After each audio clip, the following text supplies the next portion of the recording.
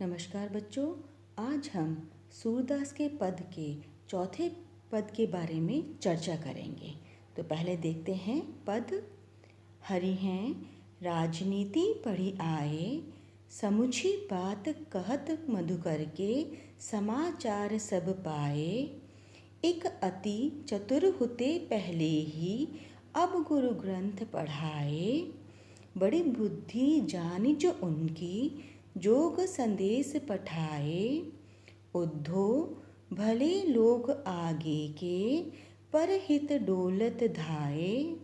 अब अपने मन फेर पाई हैं, चलत जो हुते चुराए। ते क्यों अनीति करे आपुन, जे और अनीति छुड़ाए। राज धर्म तो एहे सूर, जो प्रजा न जाहि सताए। पहले शब्दों का अर्थ देखते हैं। हरि श्री कृष्ण, पठियाए अर्थात सीख आए, मधुकर अर्थात भ्रमर भंवरा। यहाँ मधुकर शब्द उद्धव जी के लिए प्रयुक्त हुआ है। हुते अर्थात थे, पठाए अर्थात भेजे, आगे के अर्थात पहले के, परहित अर्थात दूसरों की भलाई, डोलत धाए अर्थात दौड़ते फिरते थे, फेर पाहिए अर्थात फिर से पा लेंगी, अनीति अर्थात अन्याय, आपुन अर्थात स्वयं या खुद, जे अर्थात जो, जाहि सताए अर्थात सताई जाए।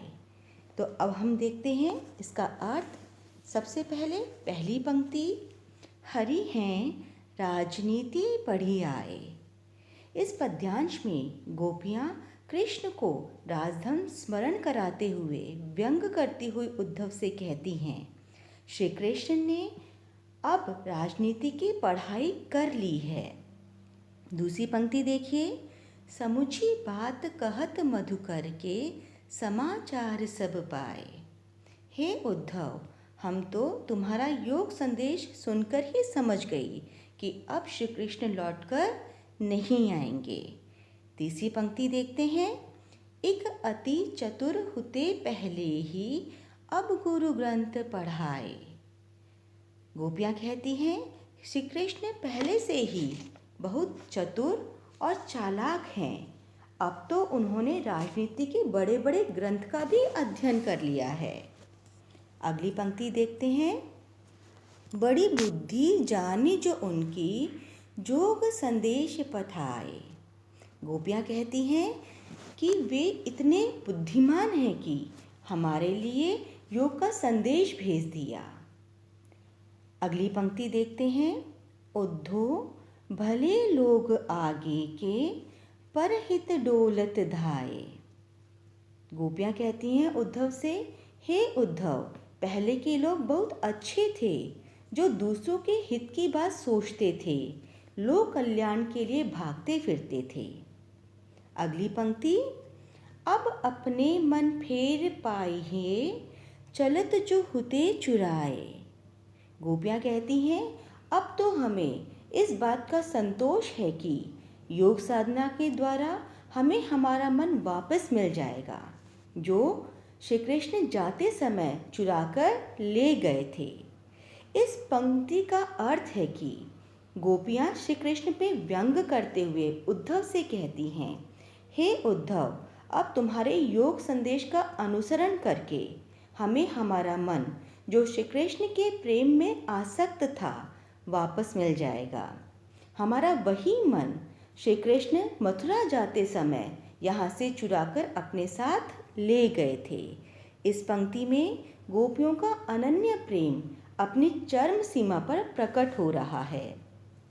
अगली पंक्ति देखते हैं, ते क्यों अनीति करे आपुन, जे और अनीति छुड़ाए।